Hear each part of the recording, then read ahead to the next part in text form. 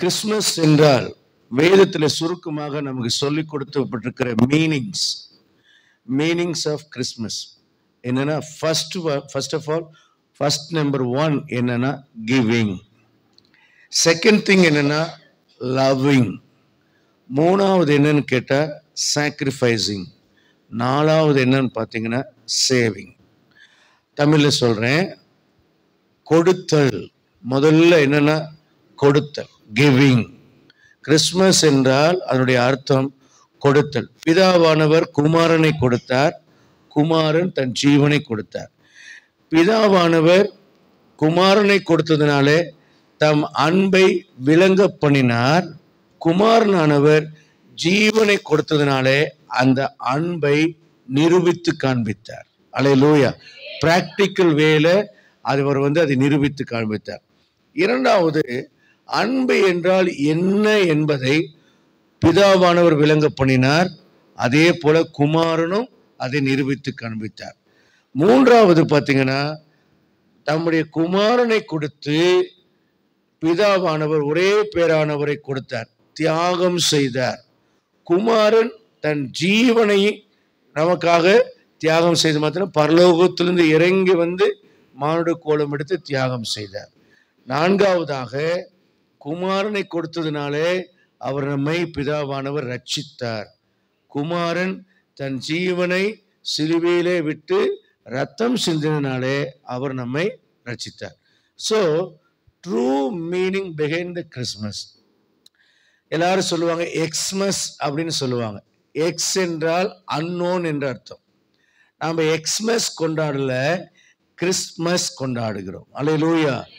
யாரோ எவரோ ஒருவருடைய பிறப்பை கொண்டாடவில்லை, கிறிஸ்து என்ற அபிஷேகம் பண்ணப்பட்டவருடைய பிறப்பை நாம் கொண்டாடுகிறோம். கர்த்தருடைய மகிமையான நாமத்திற்கு மேன்மை உண்டாவதாக. இரண்டாவதாக நீங்க பார்த்தீங்கன்னா, கிறிஸ்மஸ் என்றால் தெய்வம் மனிதனாக பிறந்து மனுபுத்திரனாக மாறினது தான் நமக்கு கிறிஸ்மஸ். அல்லேலூயா. அது என்னன்னா, டிசெண்டிங் ஃப்ரம் ஹெவன். பரலோகத்திலிருந்து அவர் இறங்கி தன்னை அவர் என்ன செய்தார்னா முழுவதும் வேக்கமாக்கினார், வெறுமையாக்கினார். ஒன்றுமில்லாமல் நம்மை வெறுமையாக்கினார். நம்ம 2 ரூபாய் சில்லற காசு வச்சுட்டு கூட நம்ம என்ன செய்வோம்னா பந்தா பண்ணுவோம் இல்லை? ஆமாம். ஒரு ஷூ போட்டால் அப்படி கொஞ்சம் ஒய்யாரமாக நடந்து காமிப்போம். கொஞ்சம் பிரேஸ்லெட்லாம் போட்டால் அப்படி கையை கொஞ்சம் அப்படி குலுக்கியெல்லாம் காமிப்போம். மோதிரம் போட்டால் நீட்டி பேசுவோம். செயின் போட்டால் அடிக்கடி இப்படி பண்ணி பார்த்துக்குவோம். தோடு போட்டால் இப்படி ஆட்டி ஆட்டி பேசுவோம். இதெல்லாம் நமக்கு மூக்குத்தி போட்டுட்டா அடிக்கடி மூக்கு இப்படி எப்படின்னு பண்ணி நான் போட்டுக்கிறேங்கிறத காமிப்போம். இப்படி எல்லாம் இல்லைன்னா மோதிரம் போட்டால் மண்டையெல்லாம் சொரிஞ்சு நான் மோதிரம் போட்டுக்கிறேன்னு என்ன செய்வோம்? நல்ல வாய் விட்டு சிரிங்கிறார், நல்ல சந்தோஷமாக இருங்கிறார், மகிழ்ச்சியாக இருங்கிறார். அவர் ஒரு நாளும் நம்ம க்ரஷ் பண்ணுறதில்ல. இப்போ க்ரஷ்ன்னு சொன்னால் அதுவும் பயமாக இருக்குது. இப்போ க்ரஷ்ன்னா என்னென்னா, அது யார் மேலேயாவது மோகம் கொள்வது இப்போ க்ரஷ்ங்கிறாங்க. நசுக்கப்படுதல் என்பதற்கு இப்போ உலகம் ஒவ்வொன்றுக்கும் ஒவ்வொரு மீனிங் கொடுக்குது. அதனால பார்த்து தான் வார்த்தைகளை விட வேண்டியதாக இருக்குது. கர்த்தருடைய நாமத்துக்கு மகிமை உண்டாகட்டும். இன்றைய வார்த்தைக்கு நேராக கடந்து போகலாம். லூக்கா 2ஆம் அதிகாரம் 10ஆம் வசனம்.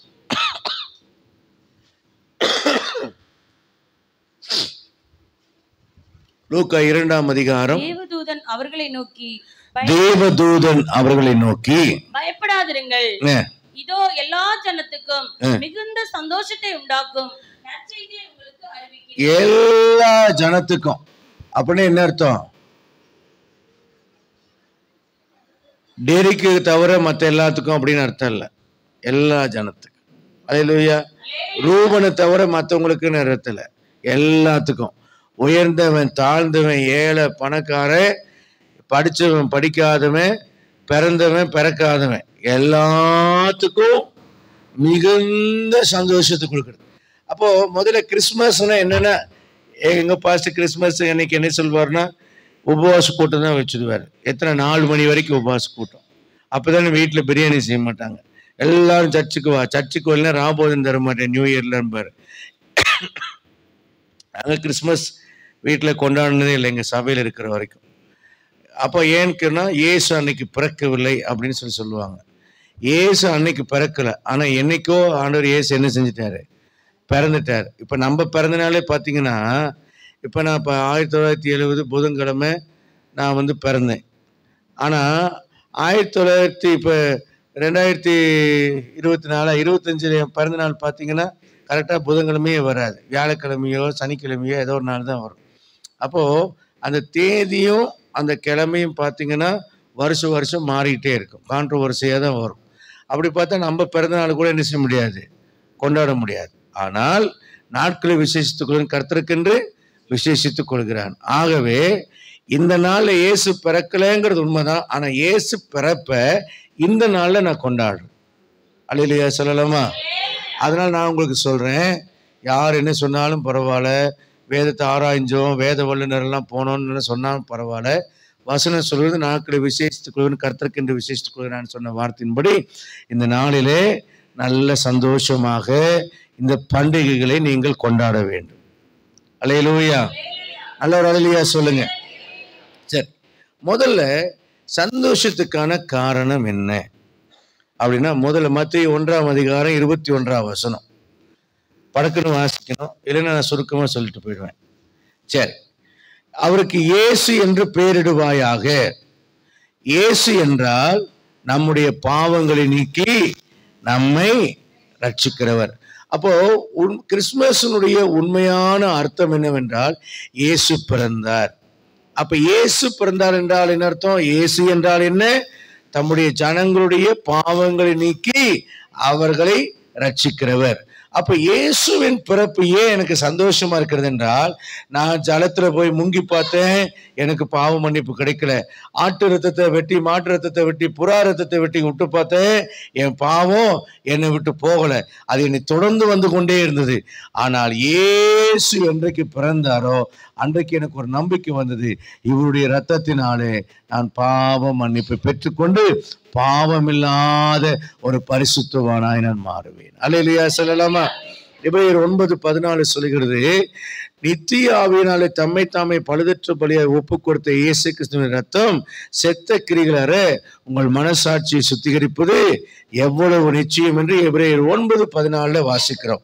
அதே போல 1 யோவான் 1:7 நம்ம படிக்கும்போது இயேசு கிறிஸ்து நான் சகல பாவங்களை நீக்கி, இயேசு கிறிஸ்துவின் ரத்தம் சகல பாவங்களை நீக்கி நம்மை சுத்திகரிக்கிறது. அல்லேலூயா. அதே போல 9 பார்க்கும்போது நாம் நம்முடைய பாவங்களை அறிக்கையிட்டால் அவர் எல்லா அநியாயத்தை நீக்கி நம்மை சுத்திகரிப்பதற்கு அவர் உண்மையும் நீதியும் உள்ளவராயிருக்கிறார். அல்லேலூயா. அப்போ உண்மையான இயேசுவின் பிறப்பு எனக்கு பாவத்திலிருந்து எனக்கு விடுதலை கொடுக்கிறது. என்னுடைய மனசாட்சியில நீ தப்பு செய்த, பாவம் செய்தன்னு சொன்ன அந்த மனசாட்சியிலிருந்து எனக்கு விடுதலை கொடுக்கிறது. உண்மையான கிறிஸ்துமஸ் என்னவென்றால் என் பாவத்தை மன்னிக்கக்கூடிய அந்த நாள் தான் எனக்கு உண்மையான ஒரு கிறிஸ்துமஸ். இரண்டாவது, இயேசுவின் பிறப்பு எனக்கு ஏன் சந்தோஷத்தை கொடுக்கிறது? மத்தேயு 1:23 வாசிக்கும் போது அங்கே வாசிக்கிறோம், அவருக்கு இம்மானுவேல் என்று பெயரிடுவார்கள். இதோ ஒரு கன்னிகை கர்ப்பவதி ஆகிய ஒரு குமாரனை பெறுவாள், அவருக்கு இம்மானுவேல் என்று பெறுவார். இம்மானுவேல் என்றால் தேவன் நம்மோடு இருக்கிறார் என்று அர்த்தம். அல்லேலூயா சொல்லலாமா? இப்போ பாவம் வந்த பொழுது மனிதனும் தேவனும் பிரிந்தார்கள். தேவன் ஆதாமை ஏதேன் தோட்டத்திலிருந்து என்ன செய்தார்? விரட்டினார். ஆனால் இப்போ இயேசு என்ன செய்தார்னா, விரட்டப்பட்ட மனிதனை தேடி வந்தார். தேடி வந்தவர் என்ன சொல்கிறார்? மத்தேயு 28:20 சொல்கிறார், இதோ உலகத்தின் முடிவு பரியந்தமும் சகல நாட்களிலும் நான் உங்களோடு கூட. ஒரு அல்லேலூயா சொல்லலாமா? உலகத்தின் முடிவு பரியந்தம், நம்முடைய ஆயுசு பரியந்தம் மட்டும் அல்ல, உலகத்தின் முடிவு பரியந்தம் சகல நாட்களிலேயும். இந்த நாள் இருக்க மாட்டேன், இந்த நாள் சனிக்கிழமை தோஷம், அன்னைக்கு நான் என்ன செஞ்சாலும் அது விளங்காது, ஏன்னா அன்னைக்கு நான் வரமாட்டேன்னு ஆண்டு சொன்னாரா? செவ்வாய்க்கிழமை வீடு பால் காய்ச்சினா யாருமே, எந்த விசுவாசி நானும் பார்க்குறேன், செவ்வாய்க்கிழமை சனிக்கிழமை வீட்டுக்கு குடி போகிறதில்ல, கல்யாணம் வைக்கிறதில்ல. ஏன்னு கேட்டால் தோஷம். மறைமுகமாக விசுவாசிக்கு ஒரு நம்பிக்கை இருக்குது. செவ்வாய்க்கிழமை ஏன் நீங்க புரட்சிகரமா தீக்காக்காரங்க வைக்கிறான், செவ்வாய்க்கிழமை அமாவாசை யமலோகத்துல அவன் கல்யாணம் எல்லாம் பண்றான். ஆனா பெந்தகோஸ்தே விசுவாசிகளுக்கு அந்த தைரியம் வர்றதில்லை. செவ்வாய்க்கிழமை ஏதாவது பண்ணுனா அதுக்கு விளங்காம போயிடும், சனிக்கிழமை பண்ணா விளங்காம போயிடும். ஆனா வசனம் என்ன தெரியுமா சொல்லுது? இதோ உலகத்தின் முடிவு பரியந்தம் சகல நாட்களிலும் நான் உங்களோடு கூட. அல்லேலூயா. கர்த்தருடைய பரிசுத்தமான நாமத்திற்கு. நம்மோடு கூட இருக்கிற ஒருவர் நம்ம கூட இருக்கிறார். அவர் ஒரு நாளும் நம்மை விட்டு விலக மாட்டார். 2 தீமோத்தேயு 4:18 சொல்லுகிறது, கர்த்தர் எல்லாத்தையும் இருந்து ரட்சித்து பரமராஜ்யத்தை அடையும்படி காப்பாற்றுவார். அதற்காகத்தான் தேவன் நம்மோடு கூட இருக்கிறார். ஆமென். பரலோகத்துக்கு போகிற நாள் வரைக்கும் அவர் நம்மோடு கூட இருந்து காப்பார். ஆமென். அப்ப கிறிஸ்துமஸ் என்றால் என்ன அர்த்தம்னா, இயேசு என்னோடு கூட இருக்கிறார் என்ற அர்த்தம். ஆமென். முதல்ல இயேசுவின் பாவத்தை நீக்கி ரட்சிக்கிறார். இரண்டாவது இயேசு என்னோடு கூட இருக்கிறார். மூன்றாவதாக வாசிக்கலாம். லூக்கா 2ஆம் அதிகாரம் 14ஆம் வசனத்துல படிக்கிறோம். லூக்கா 2:14. உன்னதத்தில் இருக்கிற தேவனுக்கு மகிமையும், உன்னதத்தில் இருக்கிற தேவனுக்கு மகிமையும், பூமியிலே சமாதானமும், பூமியிலே சமாதானமும், மனுஷர் மேல் பிரியமும் உண்டாவதாக. மனுஷர் மேல் பிரியம் உண்டாவதாக. இப்ப அடுத்தது என்ன சொல்லப்படுதுன்னா, பூமியிலே சமாதானம். பூமியில யார் இருக்கிறா? நீங்கள் நானும் தான் இருக்கிறோம். நமது மேல தேவனுடைய சமாதானம் தங்கியிருக்கும். அல்லேலூயா. சமாதானமற்ற மக்கள் எத்தனையோ பேர் இந்த உலகத்தில் வாழ்றாங்க. ஈவன் சபையில் இருக்கிற விசுவாசிகள் கூட பலவிதமான கவலைகளினாலே சமாதான கேடு அடைகிறார்கள். ஆனால் வசனம் என்ன சொல்லுகிறது? யோவான் 14ஆம் அதிகாரம் 27ஆம் வசனத்தை நீங்கள் படித்து பாருங்கள். யோவான் 14ஆம் அதிகாரம். சமாதானத்தை உங்களுக்கு வைத்து போகிறேன், என்னுடைய சமாதானத்தையே உங்களுக்கு வைத்து போகிறேன். அல்லேலூயா. நல்லா சொல்லுங்க அவர். அல்லேலூயா. சமாதானத்தை வைத்து போகிறேன், என்னுடைய சமாதானத்தை வைத்து போகிறேன். உலகம் கொடுக்கிற பிரகாரம் குடிச்சீங்கன்னா கொஞ்ச நேரம் கவலையை மருந்து நிம்மதியா இருக்கலாம். சினிமா தியேட்டருக்கு போனேன்னா கொஞ்ச நேரம் கவலையை மருந்து நிம்மதியா இருக்கலாம். ஆனா அது போதை தெளிஞ்சோடனே மறுபடியும் சமாதானம் இல்லாம கவலை வரும். சினிமா தியேட்டர் விட்டு வந்தா சமாதானம் போய் கவலை வரும். டூர் 2 நாள் போயிட்டு வந்ததுக்கு அப்புறம் மறுபடியும் மனசுல கவலை வரும். ஆனால் உலகம் தருகிற பிரகாரமாய் நான் உங்களுக்கு சமாதானத்தை தரல. நான் தரும் சமாதானத்தை ஒருவனும் தரவும் முடியாது, ஒருவனும் எடுக்கவும் முடியாது. ஒரு அல்லையா சொல்லலாமா? அப்படியானால் எப்படி அவர் சமாதானத்தை உண்டு பண்ணினார்? மிக 5:5 சொல்லுகிறது, இவரே சமாதான காரணர் என்று.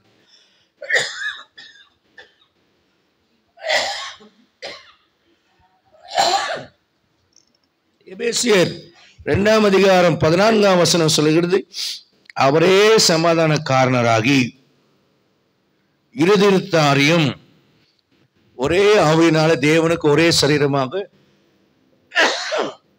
ஒப்புருவாக்கினார். பகையை சிலுவினால கொண்டு இருதிருத்தாரையும் பிதாவோடு ஒப்புருவாக்கினார். இவர் சமாதான காரணராயிருக்கிறார், இயேசு கிறிஸ்து. அல்லேலூயா. இயேசு மட்டும் உலகத்துல பிறக்கலைன்னா எனக்கு சமாதானம் இல்லை, பிதாவோடு சமாதானம் இல்லை, ஒருவரோடு ஒருவர் சமாதானம் இல்லை. அத்திமரம் துளிர்த்தாலும் துளிர்விடாம போனாலும் நான் கர்த்தருக்குள் மகிழ்ச்சியா இருக்கிற ஒரு சமாதானம் எனக்குள்ள வராது. இயேசு பிறந்ததுனால தான், அவர் சிலுவையில மரித்ததுனால தான் நான் இந்த சந்தோஷத்தை நான் அனுபவிக்கிறேன். அல்லேலூயா. யோவான் 34ஆம் அதிகாரம் 30ஆம் வசனத்தை, யோபு 34ஆம் அதிகாரம் 30ஆம் வசனத்தை படிங்க. யோபு 34:30. ஒரு ஜனத்துக்கானாலும் ஒரு மனுஷனுக்கானாலும் சமாதானத்தை அருளினார், அவர் சமாதானத்தை அருளினார். யார் கலங்க பண்ணுவார்? என்னங்க?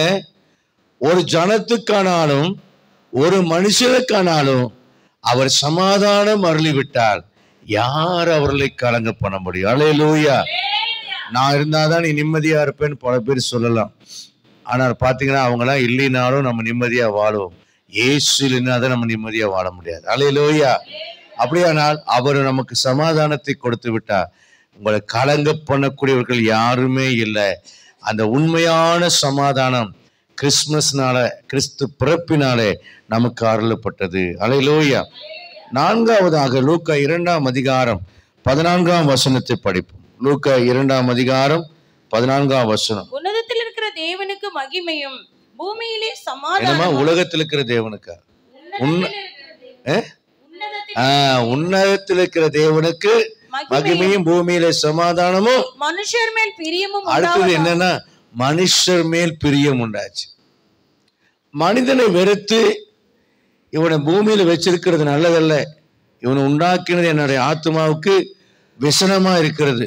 ஆகையால் மனுஷர் முதற்கொண்டு ஊரும் பிராணிகள் பறவைகள் வரைக்கும் எல்லா நடமாடுகிற ஜீவ ஜந்துக்களையும் நான் நிர்மூலம் செய்வேன் என்று சொல்லி பெருவெள்ளத்தை அனுப்பி ஆண்டவர் எல்லாரையும் கொலை செய்தார். எல்லாரையும் கொலை செய்தார். எல்லாரையும் அழிவுக்கு ஒப்பு கொடுத்தார் ஆண்டவர். ஆனால் என் அன்புக்குரிய அருமையான கர்த்தருடைய பிள்ளைகளே, இயேசு பிறந்த பொழுது கொலை செய்யப்பட வேண்டிய பாவிகளின் மேலெல்லாம் தேவனுடைய பிரியம் உண்டாயிற்று. அல்லேலூயா. ஆனா நோவா காலத்துல பாருங்க, நோவா நீதிமானதுன்னா அவனையும் அவன் குடும்பத்தை மட்டும் 8 பேரை மட்டும் ரட்சிச்சுட்டு மற்ற எல்லாத்தையும் அழிச்சிட்டார் ஆண்டவர், வெள்ளத்தினால் அழிச்சார். ஆனா இயேசு பிறப்புல பாருங்க, அவர் சொல்றார், பிணியாளிக்கு தான் வைத்தியம் வேணும், சுகமா இருக்கிறவனுக்கு அல்ல என்று சொல்லி பாவிகளை ரட்சிக்க இயேசு கிறிஸ்து உலகத்துல வந்தார். மனுஷன் மேல அவர் பிரியம் கொண்டார். ஏனென்றால் தம்முடைய குமாரனுடைய இரத்தத்தினாலே மனிதருடைய பாவங்கள் நிகிரகம் பண்ணப்பட்டதினாலே பிதாவின் பிரியம் மனிதனை அழிக்கக்கூடிய கோபமாக அல்ல, மனிதனை நேசிக்கக்கூடிய பிரியமாக மாறிற்று. அப்படியா இயேசு பிறந்ததினாலே எங்களுக்கும் எனக்கும் பிதாவினுடைய பிரியத்தை அவர் சம்பாதித்து கொடுத்திருக்கிறார். அல்லேலூயா. இவரின் நேசகுமாரன், இவர் மேலே பிரியமாய் இருக்கிறேன்னு சொன்னது போல, இயேசு கிறிஸ்துவை நேசிக்கிறது போல பிதாவாகிய தேவன் உங்கள் ஒவ்வொருவரையும் பார்க்கும்போது அவருடைய சாயல்ல நாம் இருக்கிறபடினாலே அவர் நம் ஒவ்வொருவரையும் நேசிக்கிறவராய் இருக்கிறார். அல்லேலூயா. இப்ப வெறுக்கப்பட்ட நான் இப்ப நேசிக்கப்பட்ட ஒரு மனிதனாய் மாறிவிட்டேன். அல்லேலூயா. 5வது காரியமாக நாம் பார்க்கிறோம். 5வதாக எபிரேயர் 2ஆம் அதிகாரம் 14ஆம் வசனத்தை படிப்போம். எபிரேயர் 2ஆம் அதிகாரம் 14வது வசனம். ஆதலால் பிள்ளைகள் மாம்சத்தை இரத்தத்தை உடையவர்களாய் இருக்க அவரும் அவர்களைப் போல மாம்சத்தை இரத்தத்தை உடையவரானார். மரணத்துக்கு அதிகாரியாகிய இங்க நம்ம வாசிக்கிறோம், பிள்ளைகள் மாம்சத்தையும் இரத்தத்தையும் உடையவர்களாக இருக்கிறது போல அவரும் மாம்சத்தையும் இரத்தத்தையும் உடையவர். ஆக்சுவலா அப்பா எப்படி இருக்காங்களோ அந்த மாதிரிதான் பிள்ளை பிறக்கணும் இல்ல. ஆனா அவர் ஜீவ சுவாசத்தை ஊதினார், மனிதன் ஜீவாத்மாவானான், மனிதன் கடவுளுக்கு பிள்ளையா இருந்தான். ஆனா இவன் எப்படிப்பட்டவனா இருந்தானா, மண்ணான மாம்சமான ரத்தம் நிறைந்த மாம்சம் நிறைந்த ஒரு மனிதனாக இருந்தார். ஆனால் ஆண்டவர் எப்படி இருந்தார்? அவர் ஆவியாகிய தேவனாக இருந்தார். இப்போ நாம எவ்வளவு முக்கியமானவங்க ஆண்டவருக்கு அப்படின்னு பார்த்தா, ஆண்டவர் ஆக்சுவலா நம்மள அவரை மாதிரி மாத்தணும் இல்லையா? ஆனா நம்ம பிள்ளைன்னா அப்பா மாதிரி தானே பிறக்கணும். ஆனா இங்க அப்பா என்ன ஆகிறார்னா பிள்ளைகளை போல மாறுகிறார். நான் சொல்றது உங்களுக்கு புரியலன்னு நினைக்கிறேன். புரிஞ்சா ஒரு அல்லேலூயா சொல்லுங்க. ஆமா, நாம உண்மையா பாருங்க, இப்ப என் பிள்ளைகளை நான் நேசிக்கிறேன் அப்படின்னா அது குழந்தையா தவழ்ந்து போகும்போது நீங்க பார்த்துருப்பீங்க, உங்க ஒவ்வொருக்கும் அந்த அனுபவம் இருக்கும். நாமளும் நம்ம கொள்ளையோட என்ன பண்ணுவோம், 4 காலில் தவழ்ந்து போவோம். இதே ரோட்டுக்கு தவழ்ந்து போய் கடையில தவழ்ந்து போய் 1 கிலோ கத்திரிக்காய் கூடன்னு கேட்டா எல்லாம் என்ன பண்ணுவாங்க சொல்லுங்க? பஸ்ஸில் உள்ள போயிட்டு தவழ்ந்துட்டு போய் சீட்டில் போய் ஏறி வந்தோம்னா என்ன செய்வாங்க? ஐயோ லூஸ் ஆயிடுச்சு போல, மென்டல் வருதுன்னு சொல்லுவோம் இல்ல. அப்போ பப்ளிக்கா நம்ம அதை செஞ்சா அது மென்டல் ஆயிடுவோம். ஆனா நம்ம வீட்டுக்குள்ள நம்ம குழந்தைக்காக என்ன பண்றோம், அது 4 காலை தவழணும் அப்படிங்கும்போது நாமளும் அது கூட 4 காலை தவழ்றோம். யானை குட்டி மாதிரி கத்துறோம், பூனை குட்டி மாதிரி கத்துறோம். நீங்க பஸ்ஸில் ஏறி மியாவ் மியாவுன்னு கத்தி பாருங்க, உங்களை பார்த்து எல்லாம் என்ன செய்வாங்க, லூஸா இருக்குன்னு பக்கத்துல இருக்கிறவன் எந்திரிச்சு வேற சீட்ல போய் உட்காந்துருவான். ஆனா குழந்தைகிட்ட என்ன பண்ணுவோம், மியான்னு கத்துவோம், கோழியா கத்துவோம், குரங்கு மாதிரி இப்படிலாம் பண்ணுவோம். ஏன் அப்படின்னா நாம பிள்ளைய நேசிக்கிறதுனால. பிள்ளை நம்மள மாதிரி இல்லை, ஆனா நாம பிள்ளை மாதிரி மாறும். ஆனா வெளி உலகத்துல நம்ம டாக்டரா இருக்கலாம், வெளி உலகத்துல நம்ம பிரதம மந்திரியா இருக்கலாம், வெளி உலகத்துல நம்ம ஒரு ராஜாவா இருக்கலாம், வெளி உலகத்துல நம்ம பெரிய பிசினஸ் மேனா இருக்கலாம், வெளி உலகத்துல ஒரு 10,000 பேருக்கு முதலாளியா இருக்கலாம். ஆனா நம்ம குழந்தைக்கு நாம் எப்படி இருக்கிறோம்னா அப்பாவா இருக்கிறோம். அதனால நாம் என்ன பண்றோம்னா நம்ம குழந்தை மாதிரி மாறினாதான் நம்ம குழந்தை சந்தோஷப்படும் நமக்கு தெரியும். அப்புறம் என்ன பண்ணுவோம், குழந்தை கூட சண்டை போடுற மாதிரி போடுவோம். அது டிஷ்யோன்னு அப்படி குத்தம், அப்படியே கீழே உளுந்து உருண்டு பிறண்டு. ஒரு குங்ஃபு வீரனை பார்த்தேன், அவன் தன் பிள்ளைக்கு ட்ரைனிங் கொடுக்குறான். அது குழந்தை ஓடி வந்து அவனை உதைக்குது, அவன் 4 குட்டிக்காரன் அடிச்சு போய் விழுகிறான். இதே களத்தில் அவன் என்ன செய்வான், எதிரியே பந்தாடுவான். ஆனால் தன் குழந்தைகிட்ட தன்னை தோற்க ஒப்பு கொடுக்கிறான். ஏன்னு கேட்டால், நான் அந்த பிள்ளையை சந்தோஷப்படுத்த, அந்த பிள்ளைக்கு நான் நேசிக்கிறதை விளங்க பண்ண அவன் பிள்ளையை போல மாறுகிறான். இயேசுவும் நம்மளை நேசித்ததுனால அவரை போல மாத்துறதுக்கு முன்னாடி அவர் நம்மை போல மாறினார். இதுதான் உண்மையான கிறிஸ்துமஸ். ஏன் மாறினார் என்றால், மரணத்துக்கு இந்த மாம்சத்தில் இருக்கிற ஒவ்வொரு மனுஷனுக்கும் மரணம் இருக்கிறது. ஆகவே என் பிள்ளைகளை கொல்லுகிறவனை, அந்த மரணத்தை நான் அழிக்க வேண்டும் என்று அவர் விரும்பினார். ஆகவே அவர் என்ன பண்ணார், எபிரேயர் 2:14-15 பிரகாரமாய் தம்முடைய மரணத்தின் மூலம் மரணத்துக்கு அதிகாரியான பிசாசானவனை தன்னுடைய மரணத்தினாலே அழித்து ஜீவகாலமெல்லாம் மரண பயத்துக்குள்ளான மக்களா இருக்கிற யாவரையும் விடுதலை பண்ணும்படிக்கு அவர் தம்மை ஒப்பு கொடுத்தார். இதுதான் மெய்யான கிறிஸ்துமஸ். அல்லேலூயா, அல்லேலூயா. வெளிப்படுத்தல் 1:18 சொல்லுகிறது, இப்போ உயிர்த்தெழுந்த ஆண்டவர் இயேசுக்கு சொல்லுகிறார், வரப்போகும் இயேசு சொல்லுகிறார், நான் மரணத்துக்கும் பாதாளத்துக்கும் உரிய திறவுகோலை உடையவராய் இருக்கிறேன். 1 கொரிந்தியர் 5:26 சொல்லுகிறது, பரிகரிக்கப்படும் கடைசி சத்துரு மரணம். 1 கொரிந்தியர் 15:55 சொல்லுகிறது, மரணமே உன் கூர் எங்கே, பாதாளமே உன் ஜெயம் எங்கே? ஆகவே மரண பயம் வேண்டாம். மரணம் நம்மை ஆள்வதில்லை. நமக்கு தேவ நித்திய ஜீவனை கொடுத்திருக்கிறார். நாம் மறிக்காமல் இயேசு வந்தால் உயிரோடு போவோம். ஒருவேளை சரீரத்துல மரணம் வந்தாலும் அந்த மரணத்தின் வேதனை நம்மை அநியாயம் செஞ்சு, அக்கிரமம் செஞ்சு, துரோகம் செஞ்சு, பின்மாற்றம் அடைந்து, சிலர்லாம் ஊழியக்காரனை பயங்கரமா வேதனைப்படுத்துவாங்க, சிலர் சபையை கெடுப்பாங்க, சபையை பாலடிப்பாங்க. அவங்களுடைய மரணங்களை எல்லாம் பார்த்துக்கிறேன். என்ன எங்கே பாஸ் மார்க் வாங்கணும்னா மரணத்துல தான் பாஸ் மார்க் வாங்கணும். நீங்கள் ஊழியனுக்கும் சபைக்கும் ஊழியத்துக்கும் நீங்கள் செய்கிற தயவெல்லாம் எப்போ தெரியுமா? அந்த மரண காலத்தில் தான் தெரியும். உலக பிரகாரமாக உங்களுக்கு பணம் காசு ஒரு வேலை நிறைய கிடைக்கலினாலும் நீங்கள் ஊழியக்காரனுக்கும் சபைக்கும் நீங்கள் செய்கிற செயல்களை எல்லாம் கர்த்தர் பார்க்கிறார். இந்த உலகத்தில் கிடைக்காத பிரதிபலனெல்லாம் உங்களுடைய மரணம் ப்ளஸ் மரணத்துக்கு அப்புறம் உள்ள வாழ்க்கை. சிலர் சொல்லுவாங்க, அப்புறம் தலை வடக்கையோ தெற்கையோ யாருக்கு தெரியும்? நாம் இந்த நம்பிக்கையினால தான் ரட்சிக்கப்பட்டிருக்கிறோம். மேன்மையான உயிர்த்தெழுதல் அடைவோம். மரணத்துக்கு அதிகாரியாயின் பிசாசானவன் என் மேல் ஆளுகை செய்வதில்லை என்கிற தைரியம் நம்பிக்கையினால தான் நாம் என்ன செய்கிறோம், ஜீவனோடு வாழ்கிறோம். நான் கையை கூப்பி தயவாக உங்களை இந்த கிறிஸ்மஸ் நாளில் கேட்டுக்கொண்டதுன்னா, யாருக்கும் துரோகம் செய்யாதீங்க, சபைக்கு துரோகம் செய்யாதீங்க, ஊழியனுக்கு துரோகம் செய்யாதீங்க, ஒரு நீதிமானுக்கு விரோதமாக எழும்பாதீங்க, நல்லது செய்யுங்க, முடியலைன்னா தீமை செய்யாதீங்க. நீங்கள் 1000 நல்லது செஞ்சு ஒரு தீமை செஞ்சீங்கனாலும் போயிடும் எல்லாம். ஸோ நம்ம பரிசுத்தமாக வாழ்கிறத விட நம்ம யாருக்கும் தீங்கு செய்யாமல் வாழ்கிறது ரொம்ப ரொம்ப முக்கியமான காரியமாக இருக்கிறது. ஸோ மரணம் நம்ம மேல் ஆளுகை செய்யாதபடிக்கு தெய்வம் தன் பிள்ளையை போல மாறிட்டு தான் நம்ம அவளை போல மாற்ற போகிறார். அல்லேலூயா, நல்ல ஒரு அல்லேலூயா சொல்லுங்க. இப்போ தம்முடைய குமாரனை பிதாவானவர் மாம்சத்துல பார்த்ததுக்கு அப்புறம் இப்ப மாம்சமான ஒவ்வொருவரையும் பார்க்கும்போது, நீங்க குறைவுள்ள மனுஷனா இருந்தாலும் உங்க மேல கோபம் வராது. குமாரனை பார்த்தது போலதான் உங்களையும் என்னையும் பார்ப்பார். அல்லேலூயா, அல்லேலூயா. அப்ப கிறிஸ்மஸ் என்றால் என்ன? அது சந்தோஷத்தை கொடுக்கிற ஒரு செய்தி. அது என்ன சந்தோஷம்? என் பாவங்களை நீக்கிறவர் பிறந்திருக்கிறார். அது எனக்கு கிறிஸ்மஸ். அல்லேலூயா. இரண்டாவதாக, எப்போதும் தெய்வம் என்னோட கூட இருக்கிறது. உலகத்தின் முடிவு பரியந்தம் சகல நாட்களில் கூட இருக்கிறது. தெய்வம் என்னை கைவிடுவதில்லை, என் கூடயே இருக்கிறார். மூன்றாவது என்ன?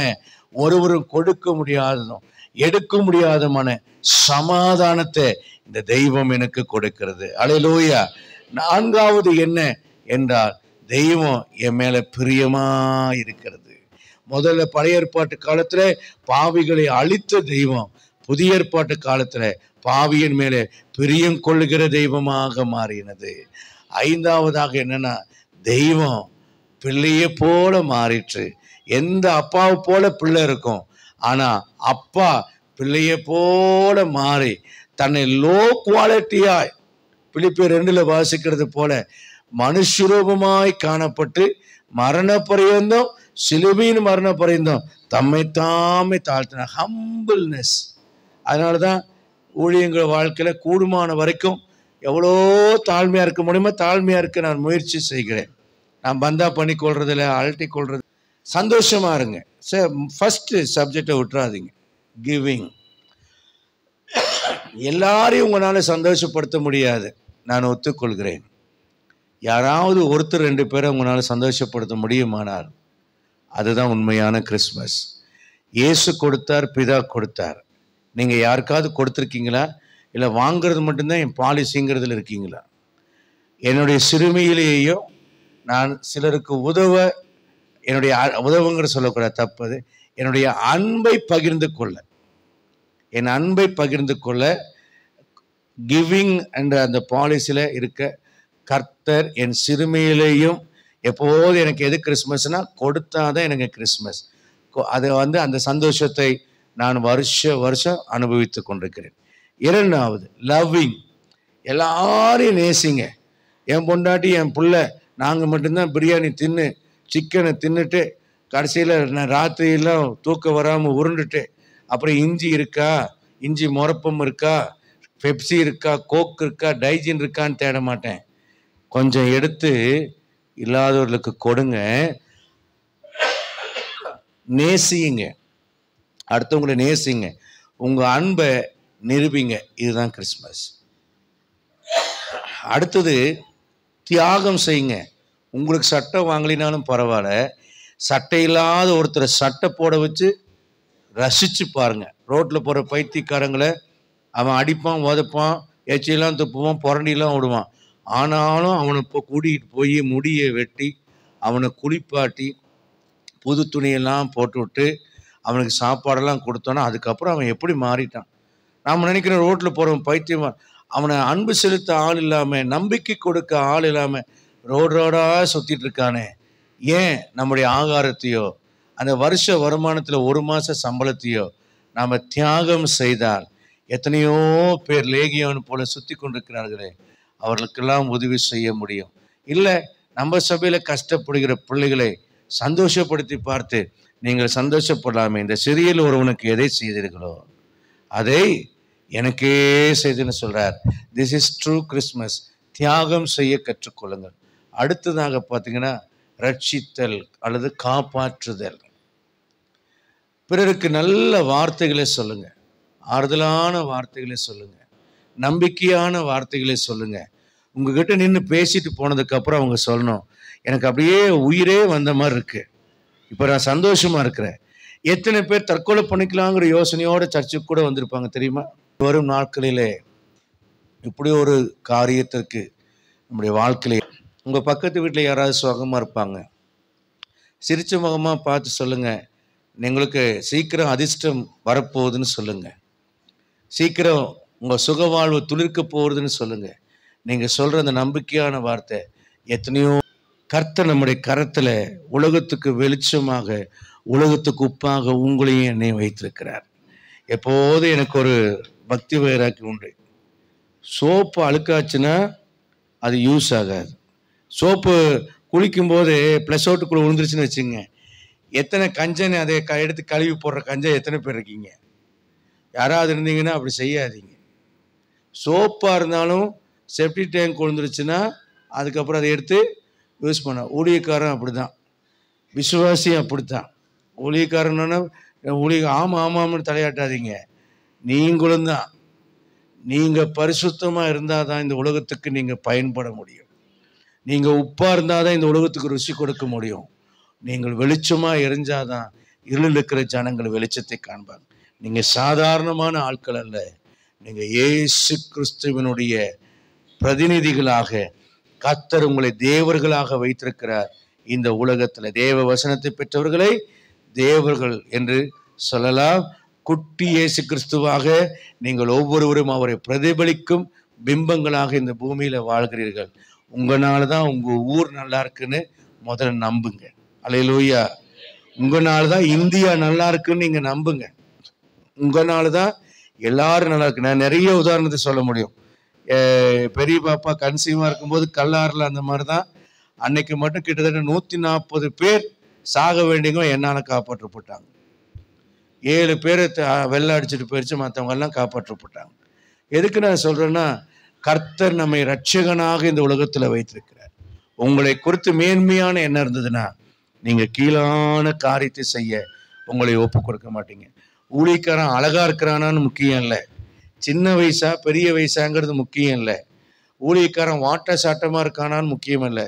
ஊழியக்காரன் திறமையுள்ளவனா இருக்கிறாங்கிறது முக்கியம் இல்லை. படிச்சிருக்கானா படிக்கலையாங்கிறது முக்கியம் இல்லை. பணக்காரனா இருக்கிறான் ஏழையா இருக்கிறான்னு முக்கியம் இல்லை.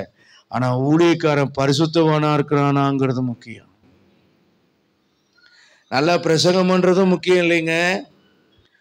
ஏசிய சபையில பாஸ்டர் சுந்தரம் அவர்கள் பெருசா ஒன்றும் பிரசங்கம் பண்ண மாட்டார். நல்ல முழங்கால் நின்று ராத்திரியெல்லாம் ஜெபம் பண்ணிருந்தா அதுவே 1 மணி நேரம் பிரசங்கம் பண்ணுவார். ஆனா பெரிய மனம் திரும்புதல் உண்டாகும். வெளிநாட்டிலேருந்து வெள்ளைக்காரன் வந்தா நம்ம ஊழியக்காரங்களாம் வரிசை கட்டிட்டு போய் அவனுக்கு கை கொடுத்துட்டு அவன் அட்ரஸையும் ஃபோன் நம்பர் வாங்குறதுல குறியா இருப்பாங்க.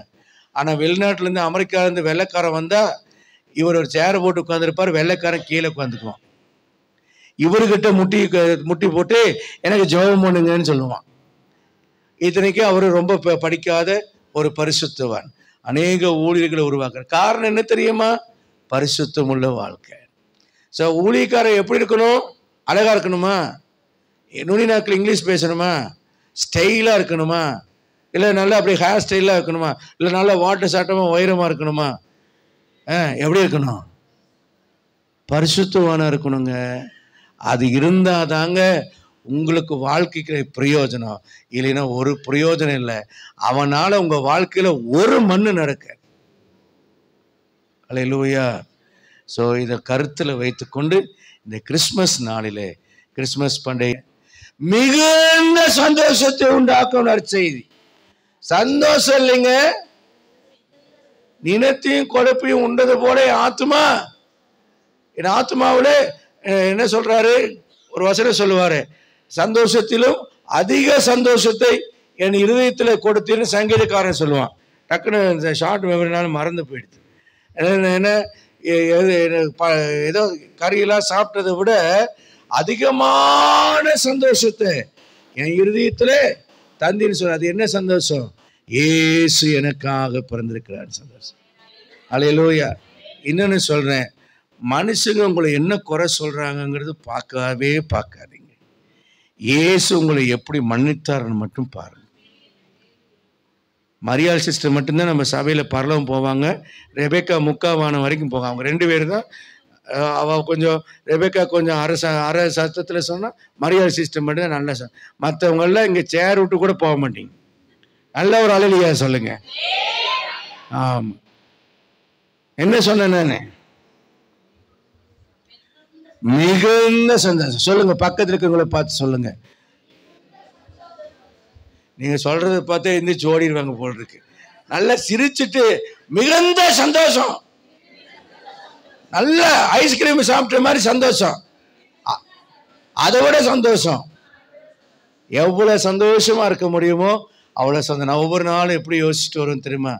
இன்னைக்கு ஜனங்களை எப்படி நல்ல சந்தோஷமா, எப்படி நம்பிக்கையா, எவ்வளவு பரிசுத்தமா ஜனங்களை இன்னைக்கு அப்படியே உருவாக்கி அனுப்ப முடியும். கர்த்தருடைய வார்த்தை அவங்களை எப்படி ஸ்ட்ரென்தன் பண்ணி அனுப்பணும். அந்த சோகமாக ஒவ்வொருத்தரையும் உள்ள நுழையும் போதே பார்ப்பேன். ஆனால் வெளியே போகும்போது பார்ப்பேன், அவங்க முகம் மலர்ந்து சந்தோஷமாக நம்பிக்கையாக போனாதான் எனக்கு அந்த நாள் ஊழியம் வெற்றியான ஒரு ஊழியம். அல்லேலூயா. ஆகவே அன்புக்குரியவர்களை, கர்த்தர் உங்களை நேசிக்கிறார். உலகம் 10 விரலை நீட்டி குறை சொன்னாலும் சரி, மேலே இருக்கிறவர் தன்னுடைய ஒத்த கையை நீட்டி வா நான் இருக்கேன்னு சொல்லுவார். எல்லாம் ஒன்று குறை குறை சொல்கிறாங்களா, அவர் தம்முடைய கரத்தை நீட்டி பேதுருவை ஏன் பயந்தாங்கொல்லின்னு சொல்லி தூக்கி விட்டார் இல்லையா, அந்த மாதிரி நீங்கள் அமிழ்கிற நேரங்களெல்லாம் தம்முடைய கரத்தை நீட்டி தூக்கி விடுகிறவர் தான் இயேசு. நம்மை தூக்கி எடுக்கத்தான் அவர் வந்தார். என் சந்தோஷம், என் மன மகிழ்ச்சி எல்லாம் நீங்கள் ஒவ்வொருவரும் தான். என் குடும்பத்தில் 16 வயசு இருக்கும்போது நான் கடைசியாக கிறிஸ்மஸ் நியூ இயரை கொண்டாடினேன் என் குடும்பத்தாரோட. அதுக்கப்புறம் இன்றைக்கு வரைக்கும் என் குடும்பத்தோட நான் கொண்டாடவே முடியல.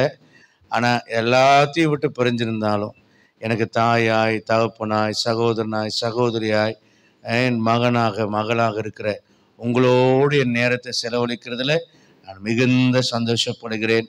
நான் உங்களை நேசிக்கிறேன். கிறிஸ்துவின் அன்பினாலே நிறையப்பட்டவனாய் உங்களை நேசிக்கிறேன். மனதார உங்களை ஆசீர்வதிக்கிறேன். இந்த நாளில் சந்தோஷமா இருங்க, வேதனைப்படாதீங்க, கவலைப்படாதீங்க, பயப்படாதீங்க. இந்த ஊழியக்காரன் இந்த ஜீவனை கொடுத்து உங்களுக்காக ஊழியம் செய்வான். ஜீவனோடு இருக்கிற வரைக்கும் நான் கேரண்டி தரேன், நான் உங்களுக்காக தேவ சமூகத்தில் இருப்பேன் என்று. அல்லேலூயா. ஆகவே இதை சமாதானமாக போங்க, சந்தோஷமாக போங்க. காட்